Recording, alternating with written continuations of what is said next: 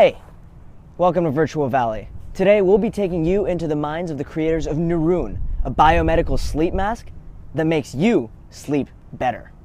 So tell me a little bit about your company.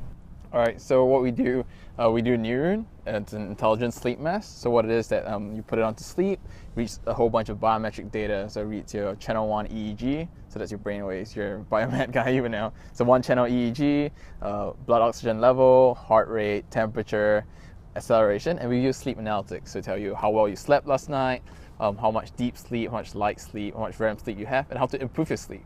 So basically the thing that most people don't know is that you have a circadian rhythm, and there's optimal timing to take naps and to sleep. So based on how you slept last night, we can tell you what's the best time to take naps today, like a 30-minute nap versus a 60-minute nap, a 90-minute nap would be in different times of the day. And the second value proposition is that we have light therapy.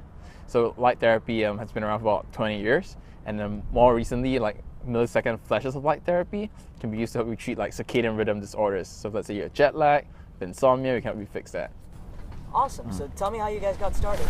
So how it first started, the three main co-founders, Camille, Thomas, and Janusz first got together. So Camille's a doctor. He's the CEO. He did like about 4 years of sleep and neuroscience research, and he really wanted to hack his sleep.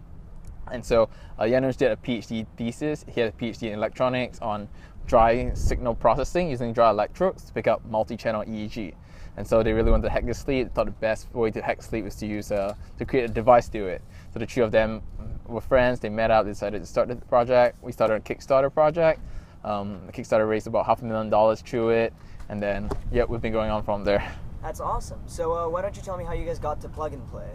Okay, yeah. So I met Netta from Plug and Play. So I think I met her in February this year. At a Health 2.0 conference, and she reached out and she said, like, yeah, come pitch at our event for the part of the health group, the Health Accelerator program. So we came, we pitched, we got selected, and we joined the program. So the program's been running since April, May, June. Yeah, so it's been 3 months. We just finished the program a couple of weeks ago. We were awarded the best health startup by Johnson & Johnson. So that's pretty exciting. That's awesome. Congratulations. So Thank you. You're clearly a successful entrepreneur. I hope so. What are your top 3 tips for young startup entrepreneurs that may be just up and coming in Plug and Play? Okay, top 3 tips. Well, this is difficult. I'll say number 1 is to definitely just persevere. It's like really perseverance is one of the most important things. Like you're gonna have people who love the product, you're gonna have people who hate the product. So you're definitely gonna have your haters around. But what you gotta do is to really take in feedback objectively and really just persevere through it. I'll say the second thing is to be open-minded.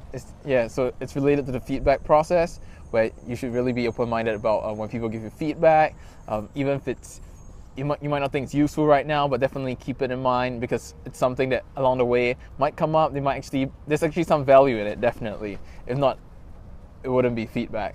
And then the third thing, this is very difficult. I don't do this often. I'm still a really young kid, so I don't do this often. I'll say the third thing is,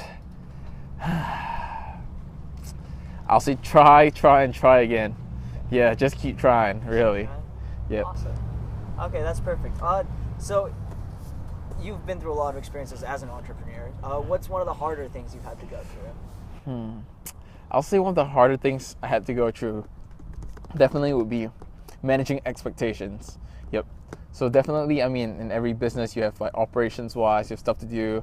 It's very normal. But I think the most important thing as an entrepreneur is something that people don't tell is that you have to manage expectations of, let's say, the people on your board, expectations of potential investors, expectations of partners, and everyone comes with slightly different things to the table. And just managing the expectations is something that it's not as easy as you might expect it to be. So sometimes you get investors who hustle a little bit, and so definitely it's one of the harder things. It's definitely something that is difficult. Definitely. Mm-hmm. So why do you believe in Neroon as a product? What do you think it has? Why do you believe in it? Definitely, yeah. So I'll say why we really believe in the product is that we feel like we're now reaching a new age of wearables where it's not just about tracking, but about actually intervention. So there's a lot of trackers out there that do passive tracking, so like Fitbit, Misfit, Jawbone, they all do passive tracking, and so the market's really saturated for that. But what a lot of wearables don't have is an active intervention part of it. They don't have something that actually helps people improve their lifestyles, and that's why we decided to create a sleep mask that has light therapy too, which not just tracks the sleep and tells you how to improve it, but we actually have an active intervention. So we shine light, help you sleep better, and we believe this is the next wave of wearables. Awesome, that's awesome. So outside of Neroon, what do you do for fun? Do you have time for fun? Yeah, I try to. Yeah, I would say I geek out a lot. I'm a computer science guy, so I'm really into like coding and stuff like that. So that's in my free time. I read a lot of TV too, Game of Thrones. Yep. I gotta ask, do you watch Shark Tank? Yeah, I watch Shark Tank with Do a you think it's pinch, realistic? with a pinch of salt. Yeah, it's definitely realistic. I would say it's a great marketing move. We definitely think it's a great marketing move. Something that we think about. We might do it one day.